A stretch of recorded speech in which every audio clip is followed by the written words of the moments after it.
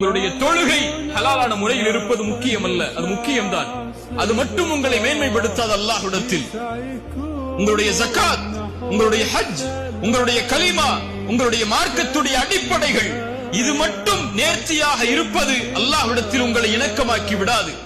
அல்லாஹ்வை நீங்கள் தொடர்பு படுத்த வேண்டும் என்றால், அல்லாஹ்விடத்தில் உங்களுடைய தொடர்பு மேன்மைப்பட வேண்டும் என்றால், அல்லாஹ்வோடு இணைப்பை நீங்கள் ஏற்படுத்த வேண்டும் என்றால், உங்களுடைய சிரமத்தில், உங்களுடைய கஷ்டத்தில், உங்களுடைய சோதனைகளில், உங்களுடைய தவிப்பில் ரப்பு உங்களோடு இருக்க வேண்டும் என்று நீங்கள் விரும்பினால், அல்லாஹ்வோடு நீங்கள் இருக்க வேண்டியது உங்களுடைய உணவில், உங்களுடைய குடிக்கக்கூடிய பானத்தில், நீங்கள் அணியக்கூடிய ஆடையில், நீங்கள் சேகரிக்கக்கூடிய செல்வத்தில், நீங்கள் செலவழிக்கக்கூடிய முறையில் என அனைத்திலும் யார் குர்ஆனையும் சுன்னாவையும் இணைத்து அல்லாஹ் அனுமதித்த முறையில் செல்வத்தை சேகரித்து அல்லாஹ் அனுமதித்த முறையில் செல்வத்தை யார் செலவழிப்பாரோ அவரால் மட்டுமே முடியும்.